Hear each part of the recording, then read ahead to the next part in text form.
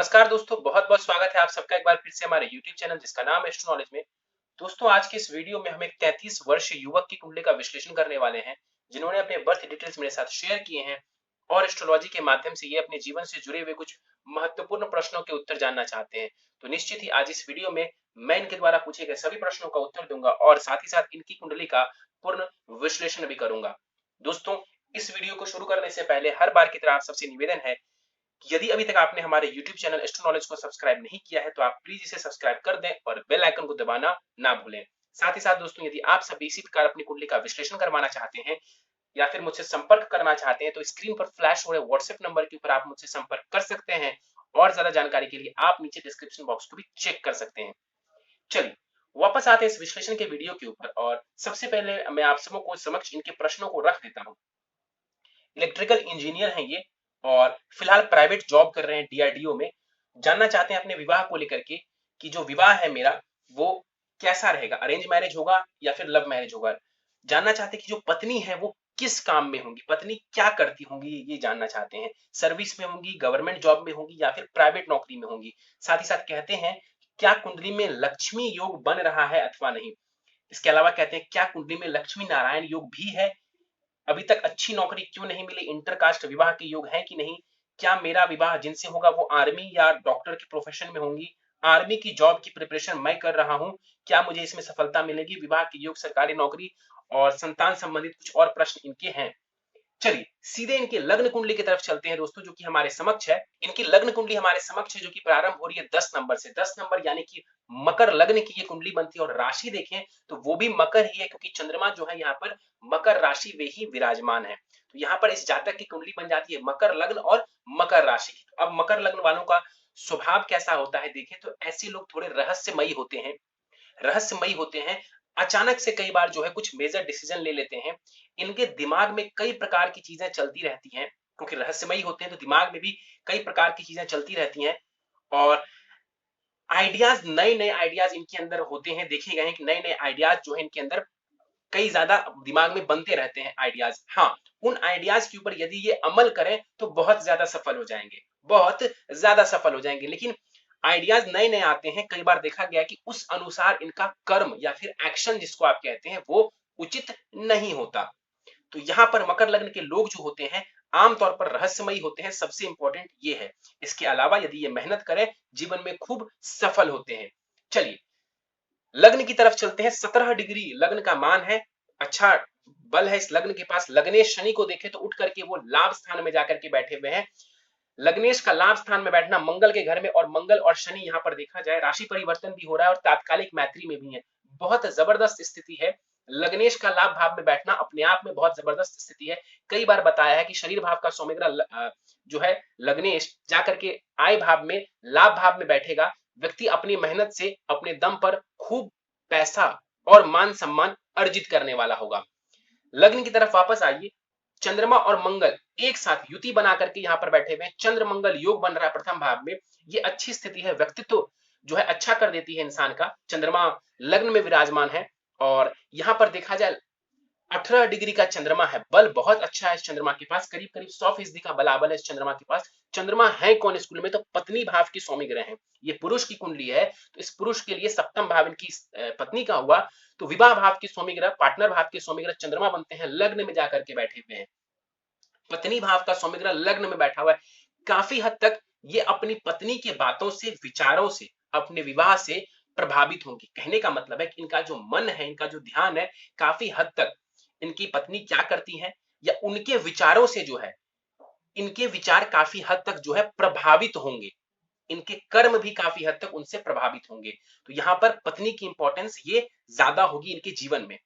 यहाँ पर देखा जाए चंद्रमा प्रथम भाव में बैठा हुआ, व्यक्तित्व तो बढ़िया कर देते हैं, आकर्षण थोड़ा दे देते हैं। हालांकि शनि की राशि में चंद्रमा को बहुत अच्छा नहीं माना जाता, लेकिन तात्कालिक मैत्री में है चंद्रमा। यहाँ पर जो चंद्रमा बैठे हैं लाभ करवा देंगे।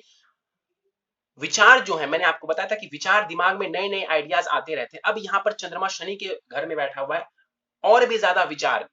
ये एक द्विस्वभावी राशि है, ये एक चर राशि है, तो विचार यहाँ पर और ज्यादा दिमाग में आते रहेंगे।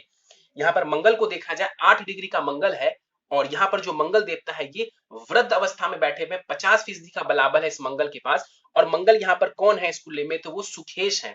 माता से सुख, भवन का सुख, भूमि का सुख, मकान का सुख, इस भाव का स्वामी ग्रह लग्न में जाकर के कैसा बैठा है, तो उच्च का होकर के बैठा हुआ है। कैसा बैठा है, तो उच्च का होकर के बैठा हुआ। रोचक महापुरुष योग बना रहे हैं यहाँ पर बैठे हुए मंगल। यहाँ पर मंगल आपको मांगलिक भी बनाता है, लेकिन साथ ही साथ रोचक महापुरुष योग भी बना देता है। जबरदस्त स्थिति है। यहाँ पर बैठा हुआ मंगल आपको अत्यंत ही साहसी बनाएगा, निडर बनाएगा, और कहीं ना कहीं आप अपने साहस पराक्रम के बलबूते जीवन में बहुत कुछ हासिल कर सकते हैं। अभी मैंने थोड़ी देर पहले बताया था कि ऐसे लोग प्लानिंग बहुत करते हैं, एक्शन उस हिसाब से नहीं लेते। अब चूंकि मंगल एक्शन का कारक ग्रह कौन होता है कुंडली में, तो वो होता है मंगल। वो उच्च के होकर के लग्न में विराजमान है। आपके लिए तो ये बात बिल्कुल सही नहीं है कि आप एक्शन नहीं ले सकते हैं। आप आपके दिमाग में आइडियाज भी आएंगे और आप एक्शन भी लेंगे। खूब एक्शन लीजिए, खूब मेहनत करिए, आपको ये रोचक महापुरुष योग टॉप लेवल तक पहुंचा सकता है अपने क्षेत्र में। फायर वगैरह से जोड़ने का कार्य करेगा, सर्जरी से, फायर से, इन सब से यहाँ पर बैठा हुआ मंगल जोड़ने का कार्य करेगा, आपको एनर्जेटिक बनाएगा। यहाँ पर बैठे हुए मंगल की चौथी दृष्टि अपने ही भाव के ऊपर पड़ेगी। जबरदस्त।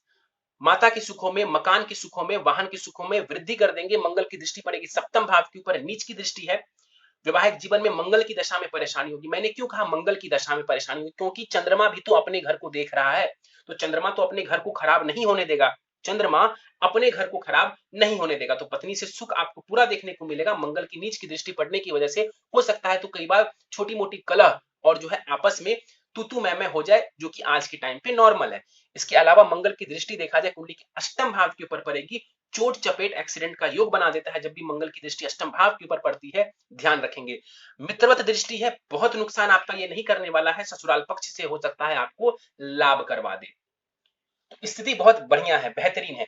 द्वितीय भाव में गुरु बैठे हुए हैं। अब यहाँ पर देखिए गुरु बहुत कुछ कह रहे हैं। द्वितीय भाव यानी कि धन का भाव, वाणी का भाव, पैतृक संपत्ति का भाव, कुटुंब का भाव, और यहाँ पर गुरु बैठा हुआ है। गुरु कौन है इस कुंडली में, सबसे पहले देख लीजिए तो गुरु यहाँ पर है आपके लिए तृतीयेश और द्वादशेश, यानी कि साहस पराक्रम, छोटे भाई बहन, छोटी मोटी यात्रा और कम्युनिकेशन भाव के स्वामी ग्रह, और विदेश और खर्च भाव के स्वामी ग्रह, अस्पताल भाव के स्वामी ग्रह। यानी कि इस कुंडली में गुरु मारक ग्रह है। जाकर के बैठा हुआ है गुरु द्वितीय भाव में। द्वितीय भाव में गुरु अकेला बैठा है, भाव नाश करेगा। भाव नाश करेगा यहाँ पर बैठा हुआ गुरु। वीक पॉइंट है, यहाँ पर बैठा हुआ गुरु भाव नाश कर रहा है, यानी कि कहीं ना कहीं पैतृक संपत्ति का नुकसान करवा सकता है। ये यहाँ पर बैठा हुआ गुरु कहीं ना कहीं पैतृक संपत्ति संबंधित नुकसान करवा सकता है। आपको बहुत सोच समझ करके जो है अपने पैसों का इस्तेमाल करना चाहिए। पैसों का इस्तेमाल सोच समझ करके करना चाहिए। यहाँ पर बैठा हुआ गुरु आपको पैसे देगा, ऐसा मत समझिए पैसे नहीं देगा, खूब पैसे देगा, लेकिन उस पैसे को सेव करना सीखना चाहिए आपको। गुरु 20 डिग्री का है, वृद्ध अवस्था का है ये गुरु। और यहाँ पर गुरु देखा जाए 50% के आसपास का बलाबल है, और वक्री भी है गुरु। तो वक्री गुरु यहाँ पर जो है आपके लिए कोई बहुत लाभदायक रिजल्ट नहीं देने वाले हैं। वक्री गुरु का यहाँ पर वक्री होना बहुत अच्छा नहीं कहा जाएगा। आपको अपने धन का विशेष रूप से ख्याल रखने की आवश्यकता है। कई बार आप धन वेस्ट कर सकते हैं, उसका ध्यान रखें। गुरु की दृष्टि पड़ेगी कुंडली के यहाँ पर जाकर के छठे भाव के ऊपर, और छठा भाव होता है रोग ऋण शत्रु का। तो धन यहाँ पर खर्च हो सकता है, उसको लेकर के सजग रहें। हालांकि गुरु की दृष्टि कहीं ना कहीं आपको शत्रुओं के ऊपर विजय दिलवाने में भी मदद करेगा। गुरु की दृष्टि पड़ेगी अष्टम भाव के ऊपर। मित्रवत दृष्टि है, आयु में वृद्धि कर देंगे, ससुराल पक्ष की तरफ से भी लाभ करवा सकते हैं। स्वास्थ्य का ध्यान रखिए, क्योंकि धन वेस्ट होगा और कुछ नहीं होगा, विशेष धन का वेस्टेज हो सकता है।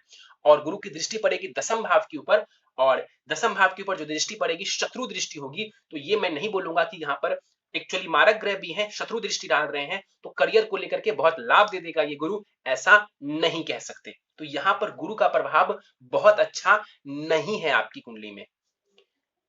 राहु के ऊपर चलते हैं। 27 डिग्री का राहु है यहाँ पर, और राहु के पास बल थोड़ा कम हो जाएगा, बाल अवस्था का है ये राहु। 25% का बलाबल है। तीसरे भाव में बैठा हुआ राहु कारक हो जाता है। क्या हो जाता है, तो कारक हो जाता है। तीसरे भाव में बैठा हुआ राहु, कई बार बोला है।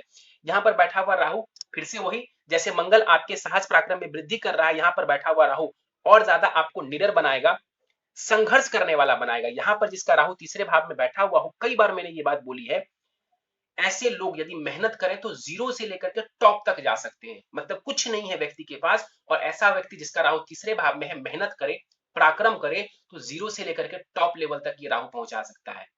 तो यहाँ पर राहु जो है कहीं ना कहीं कम्युनिकेशन स्किल्स में जो है आपको महारत दे सकता है, लेकिन गुरु के घर में बैठा हुआ है, सबसे इंपॉर्टेंट है गुरु के भाव में राहु को बहुत अच्छा नहीं मानते हैं, और गुरु द्वितीय भाव में जाकर के बैठा हुआ है, वक्री है शत्रु राशि में। तो बहुत अच्छी स्थिति तो नहीं है, लेकिन तीसरे भाव में राहु कारक हो जाते हैं, तो साहस पराक्रम में तो ये कमी नहीं देने वाला है आपको। राहु की दृष्टि पड़ेगी, पंचम दृष्टि पड़ेगी सप्तम भाव के ऊपर, विवाह थोड़ा सोच समझ के कीजिएगा। अब राहु की जो दृष्टि पड़ रही है विवाह भाव के ऊपर, कलह की स्थिति हो सकता है, विचारों का मतभेद हो सकता है आपका आपकी पत्नी के साथ। इसके अलावा जो राहु की दृष्टि पड़ेगी कुंडली के भाग्य स्थान के ऊपर, विदेश की ढेर सारी यात्राएं आपको ये करवा सकता है। और राहु की दृष्टि पड़ेगी लाभ स्थान के ऊपर, नीच की दृष्टि पड़ेगी, जितनी मेहनत करेंगे उतना लाभ आपको नहीं होगा, जितनी मेहनत उतना लाभ ये राहु आपको नहीं देगा, क्योंकि नीच की दृष्टि पड़ रही है। चलिए सीधे आ जाते हैं कुंडली के नवम भाव की तरफ। अभी ध्यान से देखिए, राहु तीसरे भाव में था, अब हम सीधे आ गए नवम भाव की तरफ। बीच में कोई ग्रह नहीं, सारे ग्रह देखें तो राहु और केतु के मध्य हैं। सूर्य भी जो है, यदि आप डिग्री वाइज देखें तो 25 डिग्री के सूर्य हैं, 27 डिग्री के केतु हैं। तो सारे ही ग्रह राहु केतु के मध्य हैं। इस कुंडली में काल सर्प दोष बन रहा है, वीक पॉइंट बनता है। चलिए यहां पर चलते हैं हम कुंडली के नवम भाव की तरफ। केतु और सूर्य विराजमान है आपके भाग्य भाव में। यहां पर देखा जाए, सूर्य 25 डिग्री का सूर्य है, यहाँ पर बाल अवस्था का है। सूर्य इस कुंडली में अष्टमेश है, यानी कि अष्टम भाव, यानी कि रिसर्च का क्षेत्र, सर्जरी का क्षेत्र, आयु, ससुराल पक्ष, सडन गेन, सडन लॉस, इन सबको हम देखते हैं। आयु भाव का स्वामी ग्रह सूर्य अपने से द्वितीय तो है, मतलब कि आयु से लाभ तो करवा देगा, आयु में वृद्धि तो करवा देगा, लेकिन यहां पर एक बात और गौर करने वाली है कि सूर्य जो है वो नीचारोही है। सूर्य नीचारोही है, मतलब कि सूर्य नीचता की तरफ बढ़ रहे हैं। तुला राशि में सूर्य नीच क्या हो जाता है, तो ये जो सूर्य है ये नीचारोही है। ठीक, इसके अलावा देखें तो सूर्य और केतु का यहाँ पर ग्रहण दोष भी बन रहा है। स्वास्थ्य को लेकर के सजग हो जाइए, स्वास्थ्य को लेकर के सजग हो जाइए। ससुराल पक्ष के साथ ये मतभेद करवा सकता है, और कहीं ना कहीं ग्रहण दोष बनना मतलब जीवन में क्रेडिट कम मिलना, क्रेडिट और मान सम्मान जो आप डिजर्व करते हैं वो कम मिलना आपको। तो स्वास्थ्य, ससुराल पक्ष और क्रेडिट जो कि मान सम्मान होता है, उसमें ये कमी कर देगा। गुरु भी आपका कोई बहुत जबरदस्त स्थिति में नहीं है, और मान सम्मान के लिए दो ग्रहों को सबसे ज्यादा मायने दिया जाता है कुंडली में, एक है सूर्य और दूसरा है गुरु। तो यहाँ पर सूर्य को खास करके बेहतर करना जरूरी है। तो यहाँ पर सूर्य बाल अवस्था के हैं, हायर एजुकेशन भाव में बैठा हुआ, हायर एजुकेशन का योग बना देगा, लेकिन वीक है। मैं ये कह रहा हूँ योग बना देगा, लेकिन सूर्य खुद में वीक है, तो उसको आपको स्ट्रॉन्ग करना जरूरी है। यहाँ पर हायर एजुकेशन के योग बना देगा, यात्राएं आपको करवा सकते हैं यहाँ पर बैठे हुए सूर्य, और इनकी दृष्टि तीसरे भाव के ऊपर जो पड़ेगी, आपको निडर बनाएगा, निडर बनाएगा, साहसी बनाएगा। मित्रवत दृष्टि है, लाभ दे देंगे आपको, लेकिन सूर्य को बेहतर करें तब आपको लाभ देखने को मिलेगा।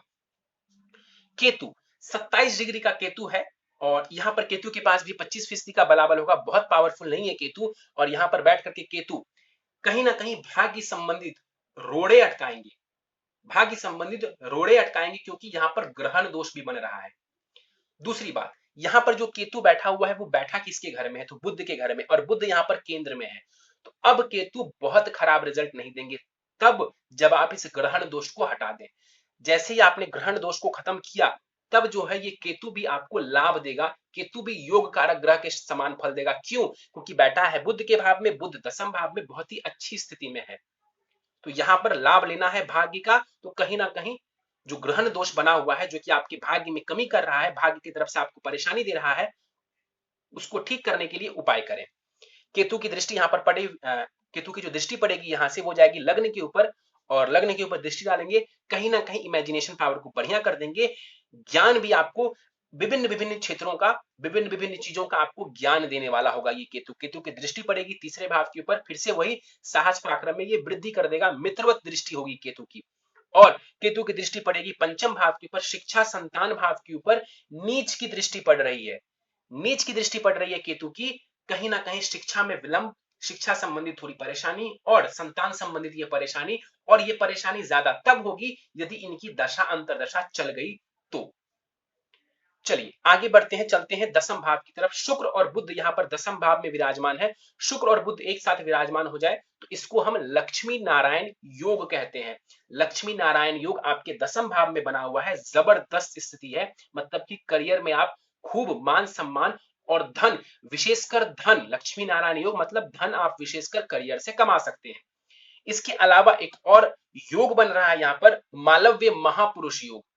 मालव्य महापुरुष योग आपके दसम भाव में बन रहा है। क्यों? क्योंकि शुक्र जो है वो केंद्र में विराजमान है, अपने ही घर में, बहुत जबरदस्त स्थिति है। लग्न में रोचक महापुरुष योग और दसम भाव में मालव्य महापुरुष योग, दो महापुरुष योग है आपकी कुंडली में, अति उत्तम जबरदस्त स्थिति है। करियर में आप टॉप लेवल तक जा सकते हैं, इसमें कहीं कोई संदेह नहीं है, इसमें कहीं कोई संदेह नहीं है। कर्म भाव का स्वामी ग्रह कर्म भाव में ही विराजमान है, अति उत्तम जबरदस्त। मृत अवस्था का है ये शुक्र, बल दे दीजिए। मृत अवस्था का है शुक्र, बल दे दीजिए, जबरदस्त लाभ करवा देगा। यहां पर बैठा हुआ शुक्र आपको बहुत ही अच्छी नौकरी दिलवाने वाले होंगे। शुक्र की दृष्टि पड़ेगी कुंडली के चतुर्थ भाव के ऊपर, मकान का सुख, वाहन का सुख और जीवन के ऐश्वर्य में, ऐशो आराम में आपको बढ़ोतरी कर देगा। इसके अलावा यहां पर देखा जाए बुध बैठे हुए हैं, 17 डिग्री का बुध है। इस कुंडली में बुध देखा जाए तो षष्ठेश भी हैं और भाग्येश भी हैं, क्योंकि वो एक त्रिकोण के स्वामी ग्रह हैं, योग कारक ग्रह की श्रेणी में आ जाएंगे। और यहां पर बैठा हुआ जो बुध है आपको बहुत लाभ दे जाएगा। क्या लाभ देगा? देखिए, जॉब हाउस का स्वामी ग्रह दसम भाव में बैठा हुआ है, जॉब करिए, खूब लाभ मिलेगा आपको, मरकरी आपको लाभ दे जाएंगे। और भाग्येश भी केंद्र त्रिकोण राजयोग बना रहा है, बहुत अच्छी स्थिति है यहाँ पर बुध की। कहीं ना कहीं ये लक्ष्मी नारायण योग आपको करियर में बहुत लाभ देगा। शुक्र भी जो है वो अति योग कारक है, सबसे विशिष्ट कारक ग्रह है इस कुंडली में। क्यों? क्योंकि वो पंचम भाव, शिक्षा संतान भाव के भी स्वामी ग्रह बनते हैं, करियर भाव के भी स्वामी ग्रह बनते हैं, और केंद्र में ही मालव्य महापुरुष योग बना करके विराजमान है। तो आपकी संतान बहुत बढ़िया होगी, आपकी संतान बहुत बढ़िया होगी, इसके भी योग नजर आ रहे हैं। चलिए आगे बढ़ते हैं। हाँ, एक बात और बता दो, बुध की दृष्टि भी हालांकि शत्रु दृष्टि है, बुध की दृष्टि जो चतुर्थ भाव के ऊपर जाएगी ये शत्रु दृष्टि है, लेकिन बुध योग कारक है, तो ऐसी कोई बहुत परेशानी आपके लिए खड़ी नहीं करेंगे। प्रॉपर्टी वगैरह में भी उसको लेकर के आप निश्चिंत रहें। आगे बढ़ते हैं, चलते हैं शनि के ऊपर। शनि जो है कुंडली के लाभ स्थान में बैठा हुआ है, 12 डिग्री का शनि है, बलाबल पूरा है शनि के पास, 100% का बलाबल है। और मैंने बताया था कि लग्नेश उठ करके 12वें घर में बैठ जाए तो लाभ में वृद्धि, व्यक्ति अपने दम पर जीवन में लाभ अर्जित करने वाला होता है। बहुत बढ़िया स्थिति है यहाँ पर। और यहाँ पर बैठा हुआ शनि आपको आपकी मेहनत से सब कुछ देने वाला होगा। शनि की तीसरी दृष्टि जो पड़ेगी चंद्रमा को पीड़ित करेगी। चंद्रमा यानी कि आपका मन, तो मन कहीं ना कहीं व्याकुल हो सकता है। और अभी तो आपके ऊपर 7.5 भी चल रही है, तो मन व्याकुल रहेगा। लेकिन शनि की दृष्टि जो लग्न के ऊपर पड़ रही है, ये कहीं ना कहीं आपके डिसीजन जो है वो मेच्योर्ड होंगे। हालांकि पर्सनालिटी के लिए शनि की दृष्टि, शनि का लग्न में होना या शनि की दृष्टि लग्न पे पड़ना, ये पर्सनालिटी के लिए बहुत अच्छा नहीं माना जाता। शनि की दृष्टि पड़ेगी कुंडली के पंचम भाव के ऊपर, शिक्षा संतान भाव के ऊपर, और यहाँ पर इनसे भी आपको लाभ करवा देंगे, अच्छी संतति देंगे। क्यों कह रहा हूं अच्छी संतति? क्योंकि योग कारक है शनि, तो कोई परेशानी ऐसी खड़ी ये नहीं करने वाले हैं। शनि की दृष्टि पड़ेगी कुंडली के अष्टम भाव के ऊपर, स्वास्थ्य का ध्यान रखिए, स्वास्थ्य का ध्यान रखिए। और कहीं ना कहीं ससुराल पक्ष के साथ संबंधों का भी ध्यान रखिए। आप यहाँ पर परेशानी ये शनिदेव दे सकते हैं। चलिए आगे बढ़ने से पहले आपको कुछ और पॉइंट समझा दो। देखिए, मंगल और शनि के बीच में राशि परिवर्तन हो रहा है, शरीर और लाभ स्थान के बीच में राशि परिवर्तन, यानी कि मेहनत करेंगे तो खूब सारा जीवन में लाभ आपको देखने को मिलेगा। इसके अलावा देखा जाए शनि इस कुंडली में धन भाव के भी स्वामी ग्रह है, लाभ भाव में जाकर के बैठे हुए हैं। देखिए, धनेश जब लाभ भाव में बैठता है, एक प्रकार से ये महाधनी योग है, महाधनी योग आपकी कुंडली में बन रहा है। तो कहीं ना कहीं धन तो आप बहुत सारा कमा सकते हैं, उसमें कहीं कोई परेशानी नहीं है। हाँ, गुरु भावनाश कर रहे हैं, गुरु को बेहतर करिए। गुरु धन भाव में जो विराजमान है वो बेहतर करिए। शनि की दशा अंतर दशा में आप खूब ज्यादा पैसे कमाने वाले होंगे। इसके अलावा आपको कुछ इंपॉर्टेंट पॉइंट समझाता हूं, कुछ नेगेटिव पॉइंट है आपकी कुंडली के बारे में। अभी तक आपको लगा बहुत अच्छी कुंडली है, गुरु को छोड़ दें तो और सूर्य को छोड़ दें तो ज्यादातर ग्रह बहुत लाभ दे रहे हैं आपको। लेकिन ध्यान से देखिए, कुंडली के द्वितीय भाव धन भाव को ध्यान से देखिए। अब पीछे बैठा है मंगल और आगे बैठा है राहु, पीछे भी एक पापी ग्रह, आगे भी एक पापी ग्रह, बीच में है आपका द्वितीय भाव जो कि धन का और वाणी का भाव होता है। इसे लग गया पाप कर्तरी दोष। इस वजह से द्वितीय भाव के पॉजिटिव रिजल्ट्स में कमी आ जाएगी, क्योंकि द्वितीय भाव को पाप कर्तरी दोष लगा। ठीक, आगे बढ़िए, कुंडली के दसम भाव पर चलिए। पीछे सूर्य केतु और आगे शनि, इधर भी पाप ग्रह, इधर भी पाप ग्रह, और एक सूर्य जैसा क्रूर ग्रह। कुंडली के दसम भाव करियर भाव को लग गया पाप कर्तरी दोष। तो यहाँ पर मालव्य महापुरुष योग और बुध शुक्र का जो लक्ष्मी नारायण योग बन रहा है, उसके पॉजिटिव प्रभावों में कमी आ गई। ठीक, इसके अलावा देखिए तो 12वें घर के में भी पाप कर्तरी दोष लगा हुआ है। क्यों? क्योंकि इसके पीछे शनि है और आगे मंगल बैठे हुए हैं। तो कहीं ना कहीं 12वां भाव यानी कि विदेश वगैरह से भी कोई बहुत लाभ आपको नहीं मिलने वाला है। तो ये जो 3 भाव, विशेषकर धन भाव और आपके करियर भाव में जो पाप कर्तरी दोष बना हुआ है, ये कहीं ना कहीं परेशानी खड़ी कर रहे हैं। धन को लेकर के, वाणी को लेकर के और आपके करियर को लेकर के। ऐसा नहीं है कि अब पाप कर दोष है तो महाधनी योग का लाभ नहीं मिलेगा, लाभ और नुकसान दोनों मिलेगा आपको। महाधनी योग का लाभ भी मिलेगा तो पाप करती दोष का नुकसान भी। मतलब कि जितना लाभ होना चाहिए उतना नहीं हो रहा है। क्यों? क्योंकि पाप कर्तरी दोष बन रहा है। उपाय करेंगे, लाभ में वृद्धि हो जाएगी। चलिए आपको दशाओं के बारे में बता देता हूं। फिलहाल आपको गुरु की महादशा चल रही है और गुरु की महादशा आपको 26 अगस्त 2031 तक चलने वाली है। गुरु की महादशा कोई बहुत जबरदस्त महादशा नहीं है आपके लिए, एवरेज रिजल्ट दी जाएगी आपको। गुरु में फिलहाल आपको बुध की अंतरदशा शुरू हुई है। गुरु में बुध की अंतरदशा शुरू हुई है जो कि 1 अगस्त 2022 तक चलेगी। गुरु में बुध, ये समय है पैसा कमाने का और ये समय है करियर बनाने का। पूरा फोकस्ड हो जाइए आप, करियर और पैसा दोनों ही मिलने वाला है आपको इस अंतरदशा में।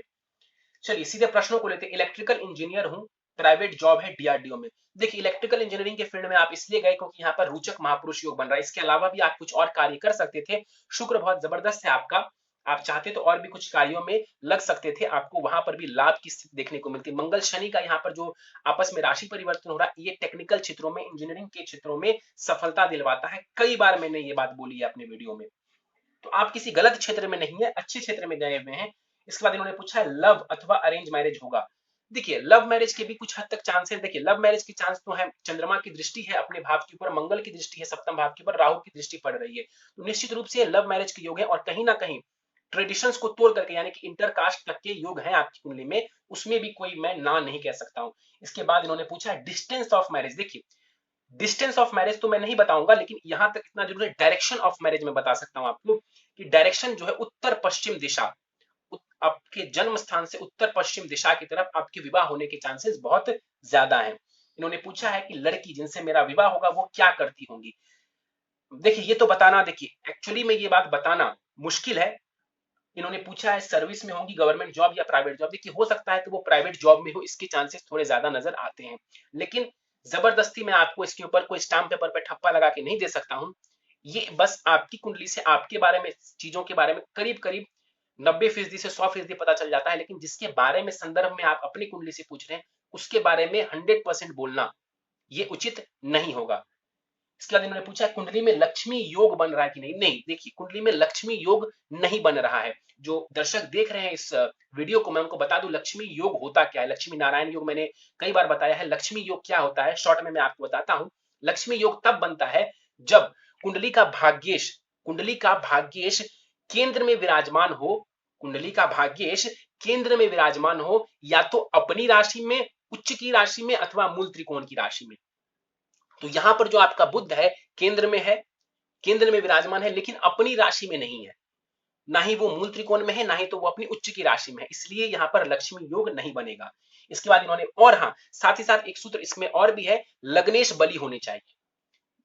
ये योग तब फलित होता है जब ये योग बन रहा हो, मतलब कि जब भाग्येश केंद्र में हो, अपनी राशि में, मूल त्रिकोण राशि में अथवा उच्च के हो, और साथ ही साथ लग्नेश बलवान हो। तो लग्नेश तो यहाँ पर बलवान है, लेकिन यहाँ पर ये लक्ष्मी योग नहीं बन रहा। इसके बाद उन्होंने पूछा है क्या लक्ष्मी नारायण योग है। बिल्कुल है, मैंने आपको बताया कि लक्ष्मी नारायण योग बन रहा है कुंडली के 10वें भाव में, जिसका लाभ आपको मिलेगा, लेकिन पाप कर्तरी दोष लगने की वजह से पॉजिटिव रिजल्ट्स में काफी कमी देखने को मिल रही है आपको। चलिए इसके बाद इन्होंने पूछा है अभी तक अच्छी नौकरी क्यों नहीं मिली।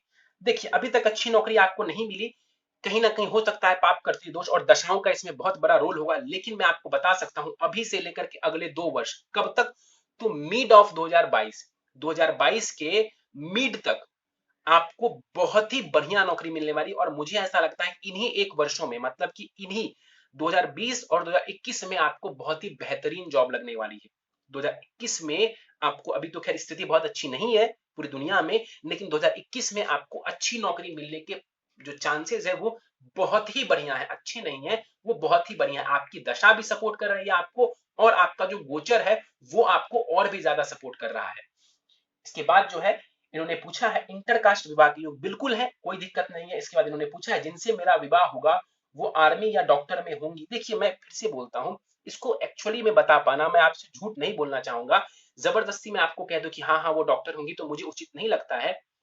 चांसेस है कि हो सकता है वो आर्मी में हो सकता है वो डॉक्टर हो। डॉक्टर के चांसेस ज्यादा लगते हैं क्योंकि चंद्रमा जो कि सप्तमेश है, चंद्रमा केयर को दर्शाता है, नर्सेज, डॉक्टर, तो कहीं ना कहीं इन क्षेत्रों से जुड़ी हुई हो सकती हैं, लेकिन दावे के साथ मैं आपको ये बात नहीं बताऊंगा या नहीं बता सकता हूं।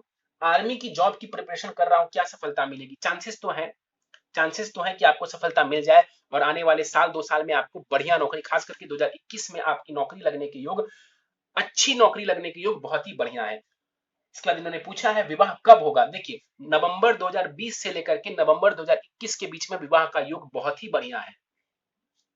सरकारी नौकरी के योग इन्होंने पूछे हैं। देखिए, सरकारी नौकरी ही चाहिए तो आपको सूर्य को बेहतर करना जरूरी है। सूर्य ग्रहण दोष में है, आपको मैंने बताया कि सूर्य बहुत अच्छी स्थिति में नहीं है, नीचा रोही है सूर्य और ग्रहण दोष भी बना रहा है। तो सूर्य को थोड़ा बेहतर करिए ताकि आपको सरकारी नौकरी आसानी से मिल जाए, ज्यादा परेशानी ना हो। कितनी संतान होगी लड़का और लड़की? देखिए, इतना तो मैंने, देखिए संतति तो आपके ऊपर भी डिपेंड करता है आप कितनी चाहते हैं, लेकिन जहां तक 2 संतानों की बात है, कहीं ना कहीं मुझे ऐसा लगता है कि प्रथम संतति आपकी पुत्री होंगी, प्रथम संतति आपकी पुत्री होगी, इसके चांसेस बहुत ज्यादा हैं। और संतति आप जो है कितना करना चाहते हैं ये तो आपके ऊपर डिपेंड करता है। इसके बाद इन्होंने पूछा है एक्स्ट्रा मैरिटल अफेयर्स के योग। देखिए, यहाँ पर राहु की दृष्टि जो पड़ रही है और मंगल की नीच की दृष्टि, इसके चांसेस जरूर हैं कुछ, और ये तो आपके ऊपर डिपेंड करता है। यदि आप एक्स्ट्रा मैरिटल अफेयर करना चाहेंगे तो करें, नहीं करना चाहेंगे तो ना करें। बिल्कुल मेरी सलाह यही होगी कि आप ऐसा कुछ ना करें। यदि आप ऐसा कुछ करते हैं तो वैवाहिक जीवन में परेशानी जरूर आएगी। मैंने आपको बताया कि आपका विवाह अच्छा है, पत्नी अच्छी मिलेंगी, तो खुद से अपने भाग्य को खराब ना करें, खुद से अपने भाग्य को खराब ना करें, बल्कि यदि आपको ऐसा कुछ लगता है तो अपने ऊपर और ज्यादा संयम बनाकर रखने की जरूरत है। चलिए, उपाय बताने से पहले आपकी नवमांश कुंडली मेरे समक्ष है और नवमांश कुंडली की कुछ पॉइंट्स मैं आपको समझा देता हूं। नवमांश कुंडली में आपका सूर्य बहुत बेहतर हो गया है, शुक्र भी बहुत अच्छा है, गुरु की स्थिति बेहतर है, बुध बुध वहां पर बहुत डैमेज्ड है, बुध नीच के राशि में जाकर के बैठ गए और राहु के साथ बैठ गए हैं, मतलब कि जड़त्व दोष भी बना रहे हैं वहां पर और नीच का भी है। और शनि वहां पर उच्च के हैं, तो शनि, गुरु, शुक्र और सूर्य की स्थिति बढ़िया है, मंगल भी ठीक ठाक है। बुध इकलौता एक ग्रह जो नजर आ रहा है मुझे कमजोर, वो है वहां पर बुध, जिसकी स्थिति बहुत अच्छी नहीं है। चलिए, तो आपकी जो D9 कुंडली है वो अच्छी नजर आ रही है मुझे, विवाह आपका अच्छा नजर आ रहा है, तो विवाह को र्यून मत करें, खराब मत करें। और यदि आपके मन में कोई संशय है तो उपाय वगैरह कर लें, आपको सिर्फ और सिर्फ लाभ होगा उससे। सीधे उपाय के ऊपर चलते हैं। प्रथम उपाय है आपके लिए, एक रत्न है ओपल। ओपल रत्न आपको करीब 7.25 रत्ती का धारण करना है चांदी की अंगूठी में, अपने दाहिने हाथ की प्रथम उंगली में, शुक्ल पक्ष के शुक्रवार की प्रातः काल को। अगला उपाय है सूर्य ग्रहण दोष निवारण पूजा। ये आप किसी ब्राह्मण से करवा सकते हैं, और साथ ही साथ जब तक ये नहीं करवा लेते हैं या इवन करवाने के बाद भी आपको नित्य भगवान सूर्य को अर्घ प्रदान करना चाहिए, जल चढ़ाना चाहिए और गायत्री मंत्र का 21 अथवा 108 बार आपको जाप करना चाहिए। काल सर्प दोष निवारण पूजा करवा लीजिए, या तो अपने आसपास के किसी मंदिर में करवा लीजिए, लेकिन सर्वोत्तम होता है त्र्यंबकेश्वर, नासिक में एक ज्योतिर्लिंग है, वहां पर करवाते हैं जाकर के, तो बहुत जबरदस्त लाभ देखने को मिलता है। आपकी कुंडली में काल सर्प दोष बना हुआ है, जिस वजह से कई बार जो है आपको परेशानी, जीवन में उतार चढ़ाव देखने को मिल सकता है, लेकिन घबराने की जरूरत नहीं है। घबराने की जरूरत इसलिए नहीं है क्योंकि ये जो दोष या योग जो भी बनते हैं उस दशा में ही आपको रिजल्ट ज्यादा देखने को मिलते हैं। तो राहु केतु की दशांत दशा जब आएगी वो आपको परेशान करेगी। ऐसा नहीं है कि काल सर्प दोष है तो पूरी जिंदगी ये आपको परेशान करेगी, ऐसा नहीं होता है। और साथ ही साथ आपको शिवलिंग के ऊपर बुधवार के दिन अभिषेक करना चाहिए, और अभी तो आपके ऊपर 7.5 चल रही है, तो सोमवार और बुधवार दोनों ही दिन आपको शिवलिंग के ऊपर अभिषेक करना चाहिए। जब ये स्थिति ठीक हो जाती है, लॉकडाउन की स्थिति ठीक हो जाती है, तब जाकर के आपको शिवलिंग के ऊपर निश्चित रूप से सोमवार और बुधवार को अभिषेक करना चाहिए। अगला उपाय है आपके लिए नित्य हनुमान चालीसा और दुर्गा चालीसा का आपको पाठ करना है, बहुत लाभ देखने को मिलेगा। शुक्र आपके इष्ट देव हैं, तो किसी भी देवी की आराधना करने से आपको बहुत लाभ देखने को मिलेगा। गले में 5 मुखी रुद्राक्ष आपको धारण करना है, 2 पीस 5 मुखी रुद्राक्ष आपको धारण करना है। इसे लाल धागे में बना करके आप अपने गले में धारण करेंगे शुक्ल पक्ष के सोमवार की प्रातः काल को। और नित्य आपको ओम ब्रिम बृहस्पति नमः, ओम ब्रिम बृहस्पति नमः इस मंत्र का 3 माला जाप करना है 1 वर्षों तक। उसके बाद 1 माला जाप आपको इसकी पूरी महादशा तक करनी है, जिससे कि आपको इसकी पूरी महादशा में गुरु का लाभ देखने को मिलता रहे। और यदि संभव हो तो गुरुवार के दिन यदि समय मिलता है तो मंदिर चले जाइए, केले वगैरह का दान कर दीजिए, पीले वस्त्रों का, पीले मिठाई का दान कर दीजिए। ये दशा आपके लिए और भी ज्यादा फेवरेबल होती चली जाएगी। नहीं संभव है, इतना टाइम नहीं है, तो कोई बात नहीं, इनके मंत्रों का घर पर ही आप जाप कर लीजिए, बहुत लाभ देखने को मिलेगा। चलिए, तो दोस्तों ये था इस 33 वर्ष युवक की कुंडली का विश्लेषण। मुझे उम्मीद है कि आपको हमारा यह कुंडली विश्लेषण का वीडियो पसंद आया होगा। यदि आपको हमारा यह विश्लेषण का वीडियो पसंद आया तो आप इसे लाइक करें, शेयर करें। अभी तक आपने हमारा YouTube channel astro knowledge subscribe नहीं किया है तो आप प्लीज इसे सब्सक्राइब कर दें और बेल आइकन को दबाना ना भूलें। साथ ही साथ दोस्तों, यदि आप सब भी इसी प्रकार अपनी कुंडली का विश्लेषण करवाना चाहते हैं या फिर मुझसे संपर्क करना चाहते हैं तो स्क्रीन पर फ्लैश हो रहे व्हाट्सएप नंबर के ऊपर आप मुझसे संपर्क कर सकते हैं और ज्यादा जानकारी के लिए आप नीचे डिस्क्रिप्शन बॉक्स को भी चेक कर सकते हैं। दोस्तों, इस वीडियो में फिलहाल इतना ही। आप सबका बहुत बहुत धन्यवाद।